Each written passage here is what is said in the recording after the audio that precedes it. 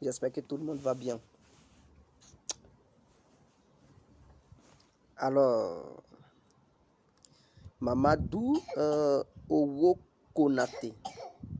Big up à vous, monsieur Mamadou. Sila Cheikh Magui, big up à vous, monsieur Sila. Sila Kadiatou, big up à vous, madame Sila. Ahmed Kone, big up à vous, monsieur Ahmed. Adama Doumbia, big up à vous, monsieur Adama. Valeur Sidibé, big up à vous, monsieur Sidibé.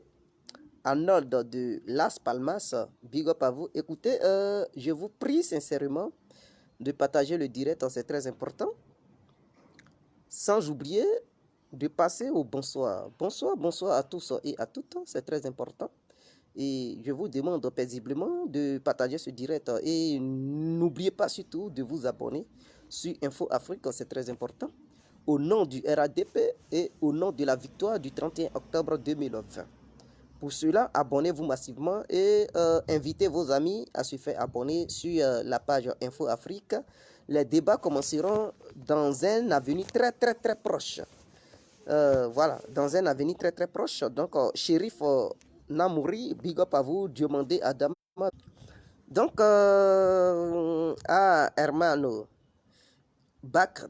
Ok, donc, bonsoir à tous et à tout temps pour tous ceux qui ne me connaissent pas. Je suis l'incontournable guerre complet tout terrain.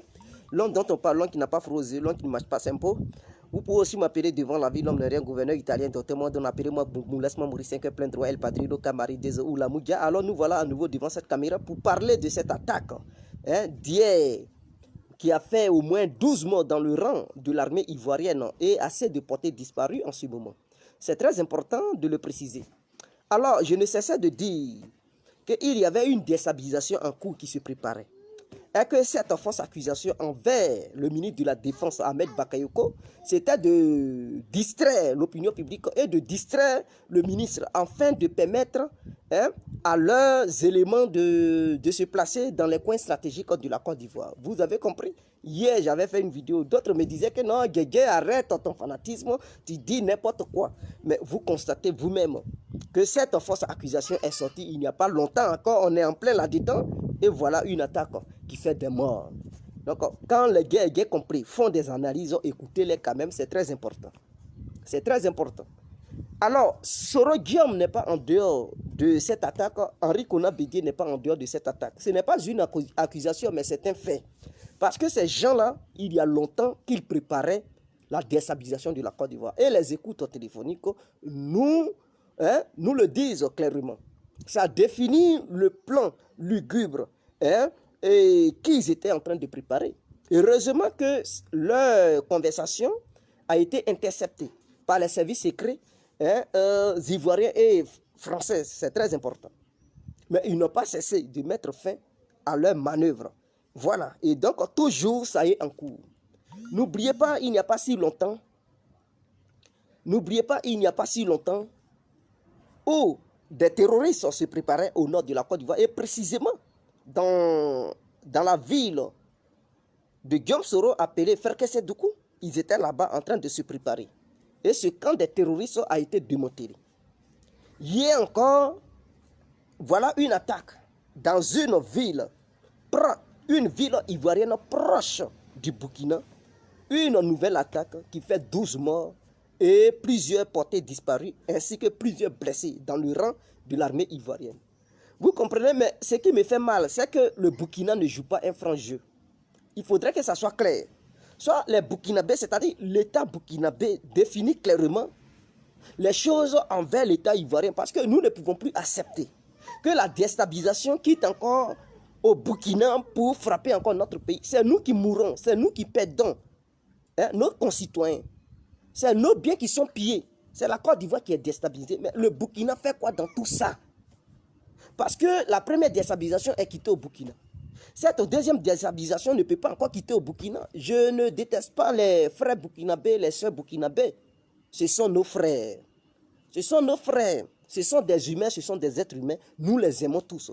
Mais il faudrait que ça soit clair.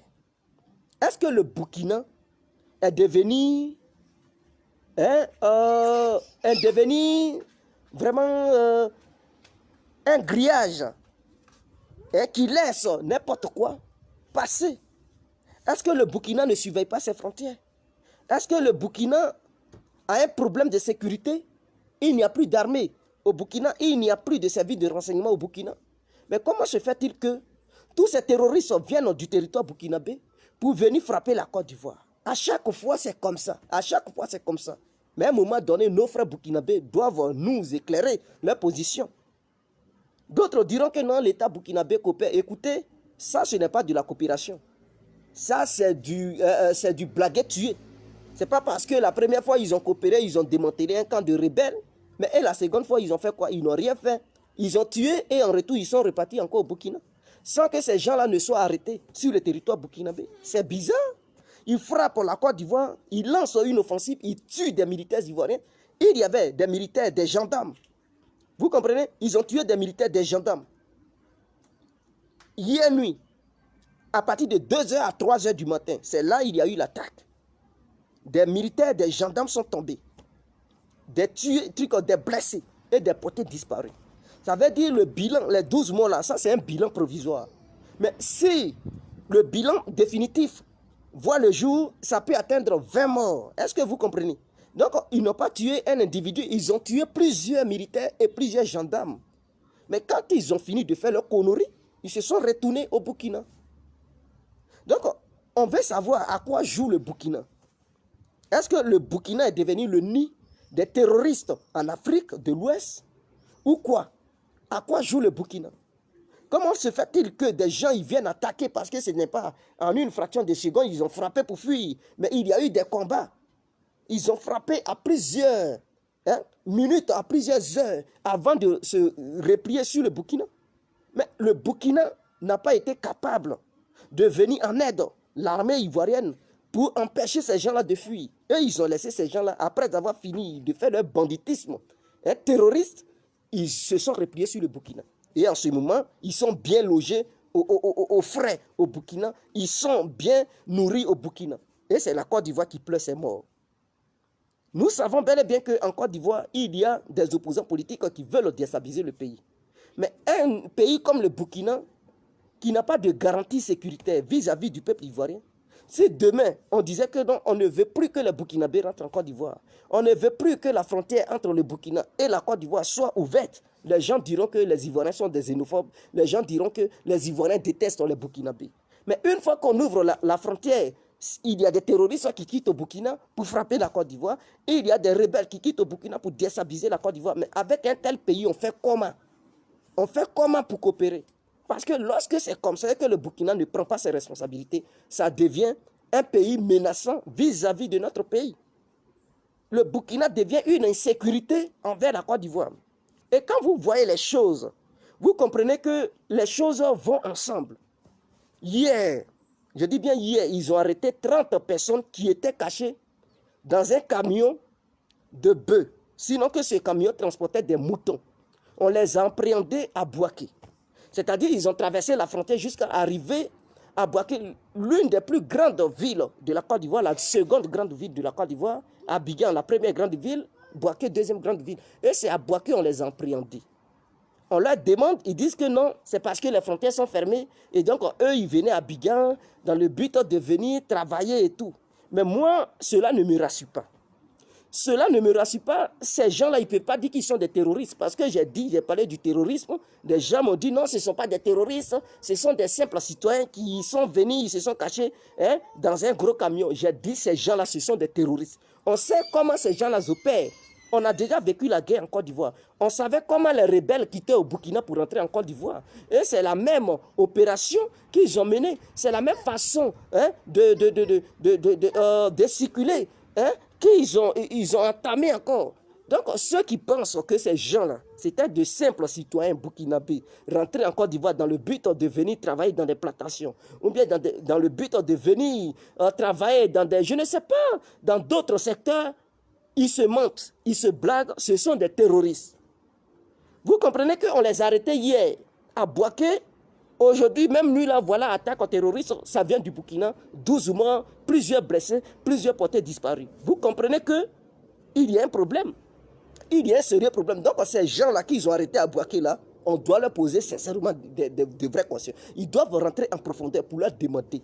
Leur mission, là, c'était de faire quoi? Ils étaient cachés dans les camions de bœufs, là.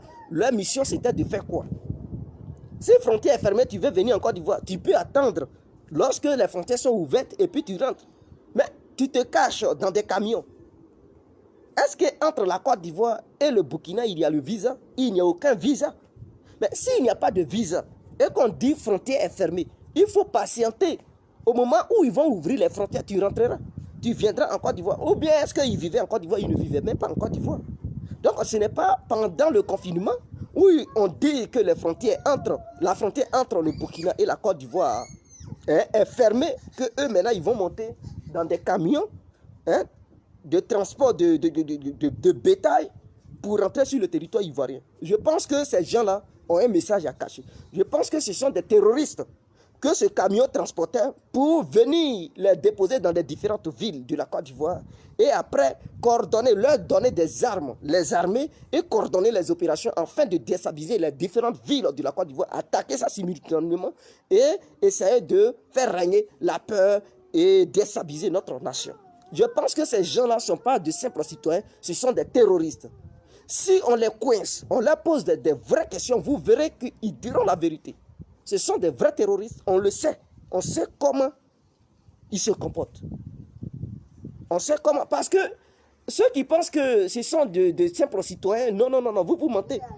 Ces gens-là, ils savaient bel et bien qu'ils ne pouvaient pas prendre des armes, transporter des armes pour rentrer depuis le Burkina, étant armés et assis dans des camions pour rentrer sur le territoire ivoirien. Ils savaient qu'ils allaient les arrêter et même les mettre en prison. Donc, il fallait être en civil.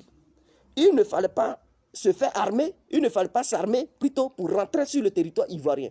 Une fois rentrés, ils vont les prendre, ils vont les considérer comme de simples citoyens, des civils, parce qu'ils n'ont pas d'armes. Est-ce que tu vas suspecter quelqu'un qui n'a pas d'armes, qui n'est pas armé?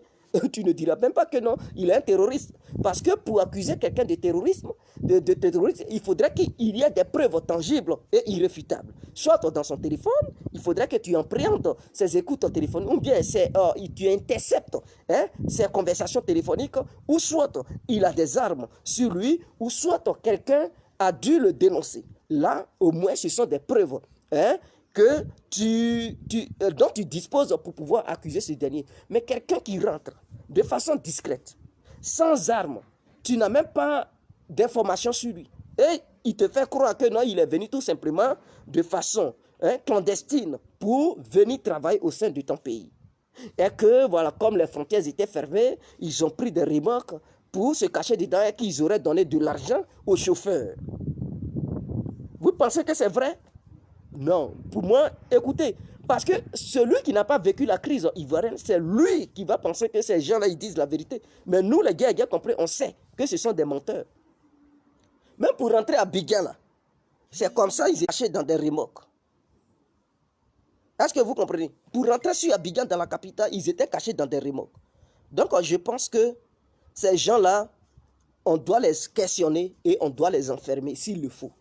Ils ne sont pas les bienvenus en Côte d'Ivoire. Ils ne sont pas les bienvenus en Côte d'Ivoire. Et où, à la lutte, où vont les choses, je pense qu'il y a une guerre qui se sent en Côte d'Ivoire. Une guerre qui est en préparation en Côte d'Ivoire. Vous-même, vous comprenez. Avant, il n'y avait pas d'attaque multiple sur le territoire ivoirien. Seulement l'attaque qu'il y avait eu à Bassam. Je dis bien à Bassam, la première capitale de la Côte d'Ivoire. Mais depuis que cette attaque avait eu lieu, il n'y avait plus d'attaque encore. Il n'y avait plus d'attaque. Je pense que l'attaque de Bassam, c'était en 2016, 2015, 2016, je pense. Depuis, lors de cette attaque, il n'y a plus d'attaque terroriste sur le territoire ivoirien. Nous avons bien vécu. Ceux qui essayaient de faire des trucs, des conneries, c'était des petits trucs voyous, qui essayaient de titiller les policiers et aussi les commissariats. Mais en dehors de ça, pour dire une vraie attaque rebelle à une frontière du Nord, non, on n'avait pas encore connu ça. On n'avait pas encore connu ça en fait. Mais on dit il y a une élection qui arrive. Vous-même, vous comprenez, on dit voilà une élection qui est proche.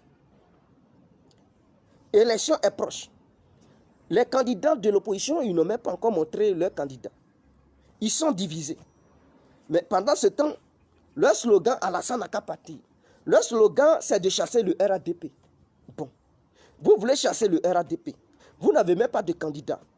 Vous n'avez même pas de programme pour le pays. Mais dans votre tête, c'est le départ du RADP. Mais comment est-ce que vous pouvez chasser le RADP si vous n'avez pas de programme? Si vous n'avez pas de candidat? Mais ils vont vous voter comment? Et sur quoi les gens vont se baser pour vous faire confiance? Alors, si vous n'avez pas ces deux outils, c'est-à-dire candidat et programme, et que vous êtes déterminé à chasser le RADP, il n'y a pas une autre solution. La seule solution, c'est que vous avez sous la main, c'est la solution de la guerre, la solution de la rébellion, la solution de la déstabilisation. C'est tout ce que vous avez maintenant sous votre main. Et c'est sur cette carte, vous vous basez pour montrer les muscles. Nous le savons. Et Guillaume Soro, on le sait. Quand il dit qu'il va rester en France et lutter comme libérer la Côte d'Ivoire, comme De Gaulle l'avait fait lorsqu'il était en Angleterre pour libérer la France, on sait ce que ça veut dire. Il dit qu'il va mener le combat comme De Gaulle. Mais De Gaulle, il n'a pas mené le combat les mains nues. Il n'a pas mené le combat de façon diplomatique. Il a mené le combat pour la libération de la France à travers des armes.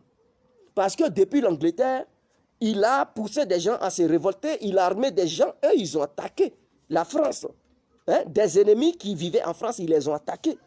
Donc quand Soro dit, parce que chaque message doit être analysé, quand il dit qu'il va mener le combat comme De Gaulle, mais ça veut dire qu'il va appliquer la même stratégie que De Gaulle.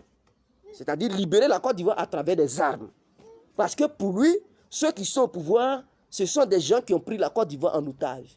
Et donc Soro Guillaume, dans sa tête, je dis bien dans sa tête et dans la tête de ses militants, ils pensent que ceux qui sont au pouvoir, ils sont des étrangers qui ont pris la Côte d'Ivoire en otage. Donc il faut libérer la Côte d'Ivoire de la manière De Gaulle avait libéré la France dans les mains des Allemands. Donc voici ce que Soro Guillaume y prône.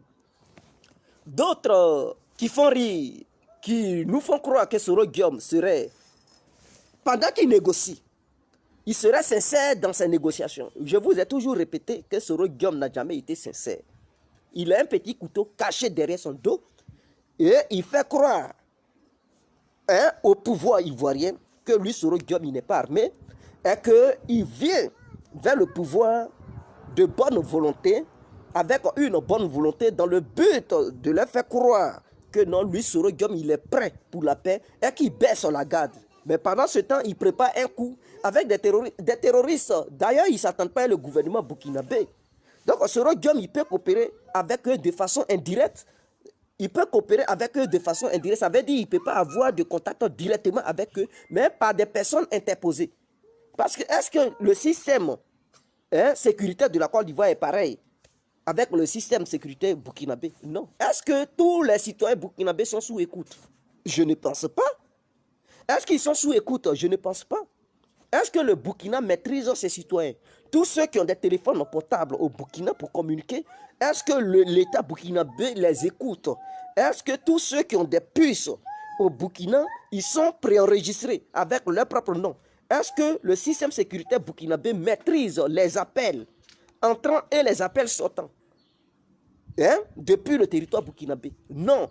Mais Soro Guillaume, étant en France, il peut prendre une puce banale, une puce Lika, un téléphone de quelqu'un d'autre qui n'est pas le téléphone de Guillaume Soro lui-même. Parce que si lui-même son téléphone est sous écoute, il sait bel et bien que son téléphone est sous écoute. Et n'oubliez pas qu'il travaille avec le service de renseignement français.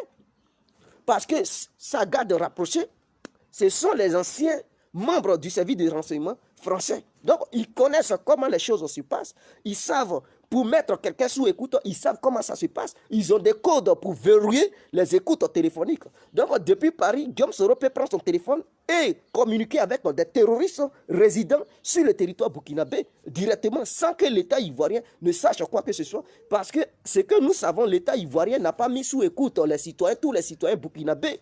Est-ce que le Burkina a cette capacité de contrôler les écoutes téléphoniques de ses propres citoyens? Ou bien les appels venant de l'extérieur? Non, le Burkina n'a pas ces moyens.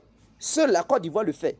Donc, Soro Guillaume à travers ses contacts, il peut causer directement avec des citoyens burkinabés, il peut leur donner des mots d'ordre, il peut même envoyer des experts, des espions hein, proches à lui pour aller coordonner des opérations sur le territoire burkinabé sans que le Burkina ne sache quoi que ce soit. Ils peuvent financer des gens, des terroristes depuis le Burkina dans le but de frapper la Côte d'Ivoire, affaiblir la Côte d'Ivoire. Parce que leur objectif, c'est de tout faire et prendre une ville au nord de la Côte d'Ivoire. Une fois que cette ville est dans leurs mains, il y aura un renfort qui quittera au Burkina, au Mali, pour leur venir en aide. Alors, dès cet instant, ça sera très difficile pour l'armée ivoirienne de libérer cette ville. Et c'est là il y aura la déstabilisation. Ils vont pousser le gouvernement ivoirien à rentrer en négociation. C'est ça leur seul but. C'est ça leur objectif. Parce qu'ils veulent rentrer avant le 31 octobre 2020. Alors, s'il y a guerre, et que le gouvernement ivoirien n'arrive pas à libérer le nord du pays, le gouvernement sera obligé de négocier. Cela poussera Soro Guillaume à rentrer parce qu'il saisira cette occasion pour dire, bon, il peut être le médiateur entre lui et le gouvernement, entre les rebelles et le gouvernement, dans le but de faire comprendre les rebelles et que seul lui, il peut le faire.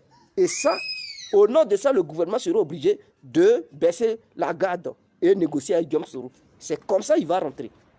Voilà pourquoi je demande au gouvernement de convoquer le président burkinabé pour qu'il cause sincèrement. Parce que la sécurité de la Côte d'Ivoire ne peut pas être vraiment banalisée par l'État burkinabé. L'État burkinabé, de son côté, doit renforcer la sécurité envers la frontière ivoirienne pour empêcher tout citoyen burkinabé attaquant la Côte d'Ivoire. Je prends le cas d'Israël. Si c'était Israël, de la manière des terroristes sont quittés sur le territoire burkinabé pour venir tuer des soldats sur le territoire ivoirien et ensuite fuir pour se retourner au Burkina, Israël allait attaquer le sol burkinabé, bombarder certains sites des terroristes résidant au Burkina, bombarder même si possible, frapper des camps militaires burkinabés. S'ils ont des informations tangibles que ces terroristes coopèrent avec certains militaires burkinabés vivant sur le territoire burkinabé, ils allaient frapper. Mais nous, on est trop mou en Côte d'Ivoire. Il faudrait qu'on montre une leçon à un pays frontalier pour dire s'il y a des terroristes qui quittent sur votre territoire pour frapper notre pays, en retour, on va attaquer l'une de vos bases. Parce qu'on a des informations irréfutables qui nous disent clairement et sincèrement que vos militaires coopèrent avec des rebelles. Donc on va intervenir dans l'une de vos bases pour bombarder certains militaires ou bien bombarder certains matériels. Comme ça, on pourra se faire entendre. Cela obligera les autres pays frontaliers de la Côte d'Ivoire à renforcer leur sécurité et éviter que des terroristes quittent leur territoire pour venir tuer des Ivoiriens sur le territoire ivoirien et fuir pour rentrer au Burkina. Parce que si la Côte d'Ivoire voulait poursuivre ces terroristes sur le territoire burkinabé, l'armée burkinabé allait riposter pour dire non, c'est une invasion. Et tout, ils allaient voir l'armée ivoirienne comme une armée étrangère qui attaquait la Côte d'Ivoire. Mais quand des terroristes quittent sur eux leur territoire pour attaquer la Côte d'Ivoire, ils ne les voient pas. Ils les laissent faire et puis voilà, ils rentrent peinants, ils rentrent paisiblement sur le territoire burkinabé et ils sont protégés là-bas. Je pense que on doit redéfinir les cartes en Afrique. On doit se faire respecter. Un État, pour garantir sa sécurité, doit imposer le respect envers les États voisins. Et c'est comme ça que ça se passe. Vous pensez que le Mexique, des terroristes vont quitter le Mexique pour frapper l'Amérique et fuir et rentrer au Mexique. Et puis les États-Unis vont rester là? Mais non. Voilà pourquoi le Mexique fait tout pour ne pas que des terroristes quittent le Mexique pour rentrer aux États-Unis, frapper, déclencher une guerre et retourner au Mexique. Parce qu'ils savent que si jamais cela voyait le jour, un jour, il y aura une riposte foudroyante sur le Mexique. Vous pensez que la Russie qui est là, une attaque va quitter en Ukraine, traverser la frontière ukrainienne, bombarder des soldats russes, les tuer, les massacrer, et ils vont se retourner paisiblement en Ukraine, sans que la Russie ne riposte? Non, cela ne verra jamais le jour. Le jour où ils vont le faire, vous allez voir des avions qui vont décoller en Russie pour aller mater certaines bases militaires ukrainiennes. Même que ce soit les pays frontaliers de la Russie, les pays de l'OTAN. Aucun pays de l'OTAN ne peut accepter que ces soldats aillent attaquer le territoire russe et venir fuir parce qu'ils sont dans l'OTAN. Ce jour-là, ça sera une déclaration de guerre. Est-ce que vous comprenez? Mais pourquoi en Afrique ça se fait? Pourquoi en Afrique ça se passe? Et on laisse les choses se faire. On ne peut même pas prendre des trucs. Mais si on laisse le Burkina être à la base de la déstabilisation de la Côte d'Ivoire, parce qu'ils sont irresponsables, c'est ce que je comprends. Un pays qui est incapable de surveiller ses frontières, un pays qui est incapable d'empêcher ses concitoyens d'aller attaquer un autre pays, est un pays irresponsable. Et donc, en retour, on doit leur montrer une leçon de morale. Il faudrait que ça soit clair. On définit des frontières pour que chacun surveille de son côté. Pour que tu empêches tes concitoyens d'aller faire n'importe quoi ailleurs. Parce que ce sont tes citoyens. Si on tuait des Burkinabés en Côte d'Ivoire, le Burkina allait monter au créneau pour dire oui, les Ivoiriens tuent les Burkinabés sur le territoire ivoirien. Mais quand les Burkinabés quittent au Burkina pour venir massacrer des Ivoiriens sur le territoire ivoirien et se retourner au Burkina, là le Burkina ne parle pas. Le Burkina les garde. Mais à un moment donné, il faudrait qu'on définisse c'est quoi l'amitié entre le Burkina et la Côte d'Ivoire. Cette amitié, cette paix qui règne entre le Burkina et la Côte d'Ivoire. Si c'est pour se déstabiliser, mais nous aussi on va former des rebelles en Côte d'Ivoire pour aller frapper le Burkina et leur permettre de rentrer en Côte d'Ivoire sain et sauf. Si cela peut être bon pour le Burkina, on va essayer ce côté-là. Mais je pense que c'est inadmissible. Je pense que c'est inadmissible.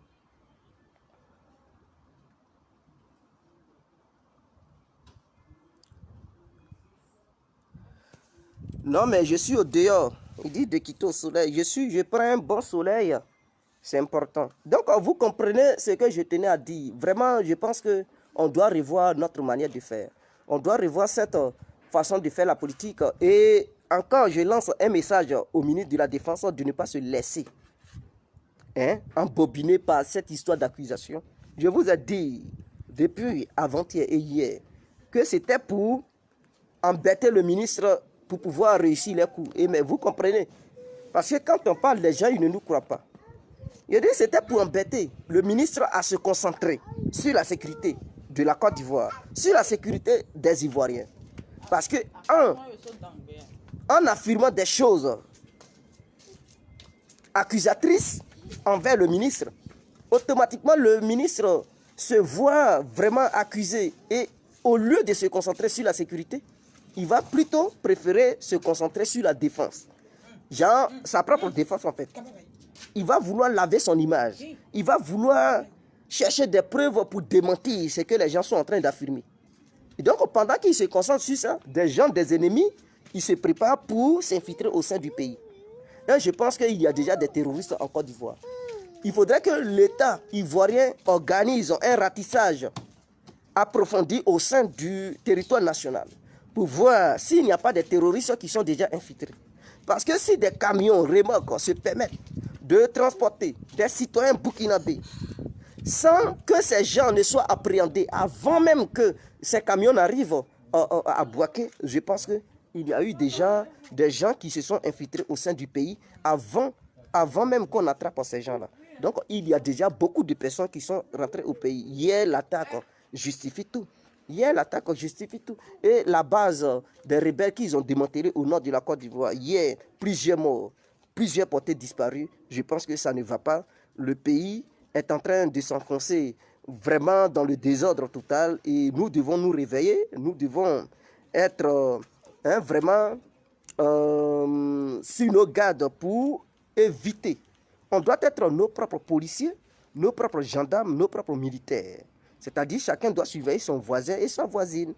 Si tu vois quelqu'un qui est suspect, qui n'habitait pas ton quartier, ou bien qui n'était pas ton voisin auparavant, tu le vois, il est récent, mon frère, il faudrait que tu lui demandes. Tu vois, il parle bizarrement, il faut contacter la police. Il y a un numéro qui est là, qui est bien défini, appeler la police pour que la police vienne poser des questions très approfondies à ce dernier pour voir si réellement il résidait en Côte d'Ivoire ou pas, s'il est nouveau. Au cas où il est nouveau, alors mais il cherche quoi sur le territoire ivoirien? Est-ce que c'est quelqu'un qui est venu pour travailler ou est-ce que c'est quelqu'un qui est venu participer à une déstabilisation au sein de notre nation? Il faudrait que ça soit clair, définissons les choses. Définissons les choses clairement et proprement. Soro Guillaume, il a un problème. Son problème, c'est de voir, c'est-à-dire, son problème, c'est la guerre. Soro Guillaume, il ne peut jamais quitter dans cette histoire de guerre. Il veut toujours prospérer dans la guerre. Sans guerre, il n'est rien. Avec la guerre, Soro Guillaume est quelque chose. Alors, c'est à la Côte d'Ivoire de faire très attention. Ne négociez pas avec Soro Guillaume. Durcissez même les sanctions envers Soro Guillaume. Je pense que le gouvernement ivoirien devrait prendre des vraies sanctions envers Soro Guillaume. Il n'y a aucune sanction contre lui. À travers le simple mandat et cette histoire de condamnation, Soro Guillaume, il mène une vie de louga en Europe. Il mène une vie royale en Europe ici. Il vit bien, il paye des maisons partout, à peu près partout. Il n'a pas été sanctionné, sincèrement. Mais sanctionnez-moi ce dernier. Si vous ne le sanctionnez pas, mais il se croit tout permis. Il va faire n'importe quoi. Pendant que vous êtes dans un sommeil profond, vous pensez contrôler Soro Guillaume, mais vous ne le contrôlez pas totalement. Même s'il n'a plus de contact en Côte d'Ivoire, s'il évite de causer, de communiquer avec des gens résidents en Côte d'Ivoire, il peut communiquer avec des gens résidents au Burkina et au Mali. Parce que le niveau de surveillance vis-à-vis des citoyens n'est pas pareil au Burkina et au Mali. Est-ce que vous comprenez? Donc, du coup, si des Ivoiriens sont sous écoute, mais les Burkinabés ne sont pas sous écoute, si des Ivoiriens sont sous écoute, les Maliens ne sont pas sous écoute. Soro Guillaume, il peut prendre un téléphone Charles Kouna Bali à Paris là-bas, un petit téléphone Gyombro, pas un téléphone Android, mais un petit téléphone qui n'a même pas d'écran tactile. Il prend une puce dans une boutique, une puce Lika, et il communique avec des bandits. Qui va savoir que c'est Soro Guillaume? Ou bien il donne le téléphone à l'un de ses proches pour dire dis ça, dis ça, dis ça. Et c'est la personne qui cause à sa place. Et il va dire j'appelle au nom du patron. Mais c'est un code. Quand il va dire j'appelle au nom du patron, qui sait que le patron c'est Guillaume Soro? Or, lui qui est là-bas, son interlocuteur, il sait que quand il lui dit que j'appelle au nom du patron, il veut parler de Guillaume Soro. Ils peuvent coder des messages comme ça et coordonner les opérations dans le but de déstabiliser la Côte d'Ivoire. Faites très attention. Soro Guillaume, il a encore plusieurs échappatoires. Écoutez, sanctionnez-moi ce dernier. Ne le laissez pas progresser. Ne le laissez pas oublier. Ne pensez pas que voilà, il est dans l'oubli et tout. Et donc, il ne peut plus rien faire. Non, non, non, il a encore la capacité. Tant qu'un être humain a l'argent sur ses différents comptes, il se sent toujours puissant. Parce que l'argent peut tout acheter, sauf la mort. L'argent ne peut pas acheter la mort. Et aussi la santé. Il y a certaines maladies qui peuvent te frapper sans que l'argent ne puisse faire quoi que ce soit. Mais en dehors de la santé et de la mort, l'argent peut acheter tout. Même l'amour, l'argent achète.